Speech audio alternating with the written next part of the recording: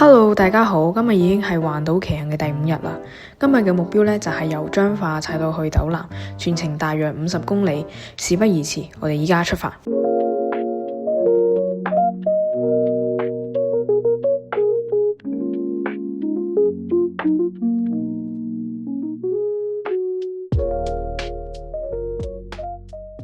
今日真係勁好彩嘅，竟然俾我撞正神明嘅月影賜福。如果唔係要趕路，真係好想加入佢哋。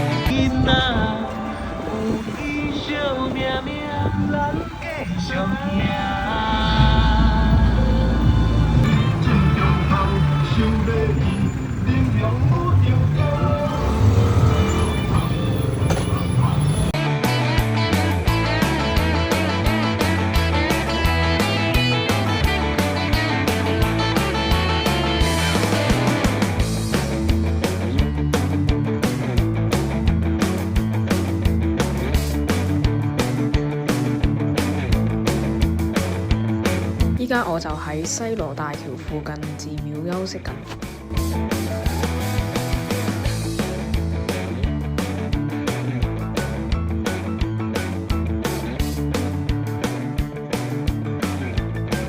今日嘅晚餐呢，就係食呢個魚羹啦，呢個味道呢都好得意嘅，個羹呢係甜甜地嘅，連個炸魚塊都係甜嘅，食落呢仲有少少鹽酥雞嘅風味啦。至於呢個炸雞翼嘛，咁就味道麻麻地啦。好啦，第5日就嚟到呢度啦，我哋第6日見。早晨啊，大家，今日已經係第6日啦。呢個呢就係斗南嘅當歸鴨子冬粉。呢個鴨肉好腍，當歸嘅味同鴨肉融合喺一齊，超級好食。路過一間幾得意嘅雪糕廠，雖然呢唔係計劃之內啦，但見到幾得意呢，就入去睇下。我買咗個三文治雪糕，雪糕係好實淨，奶味係好濃。踩到去嘉義呢，就食火雞肉飯。我仲嗌咗個火雞尾椎，我係第一次食火雞，冇諗到呢個肉呢係好滑嘅，尾椎啲肉呢就會比較肥，呢個火雞肉呢就會比較瘦啦，有咬效。總體嚟講呢就係好好食。食完飯之後呢，我繼續踩單車出發啦。本身目標呢係踩到去新營嘅，點知中途身體唔舒服，情緒有啲崩潰，嗰刻真係好想返屋企。當時我在水上鄉附近，最近嘅民宿都要3-4公里，但係如果去到新營呢，就更加遠，所以我就選擇咗喺附近嘅民宿休息。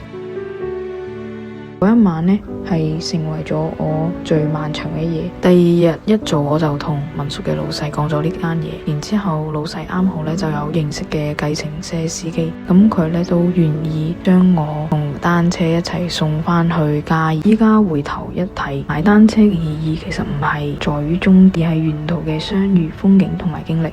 最珍貴嘅由始至終都係出發嗰一刻。大個之後，我哋習慣咗去計較值唔值得，但忘記問自己想唔想做。之前騎行嘅路上喺便利店休息嗰陣，遇到幾個阿姨就勸我太攰呢，就去搭高鐵返屋企啦。嗰陣時呢，我就喺度諗，我先唔會放棄。結果呢，真係俾佢哋講中咗。網上呢，就有好多完成咗好勁挑戰嘅熱血故事啦，成功固然令人佩服，但係咁踏出第一步嘅人，難道唔一樣值得有掌聲咩？出發之前擔心自己唔夠專業，裝備唔夠好，又驚會受傷，越諗呢就越冇動力。直到去白沙屯嘅路上，見到一個細路踩住架 U-Bike 嘅台北一路衝過嚟，冇裝備，唔專業，但係佢想出發就出發咗。我唔知下一次幾時先會再出發，但係我期待未來嘅自己可以勇敢地出發，亦都可以達成我嘅目標。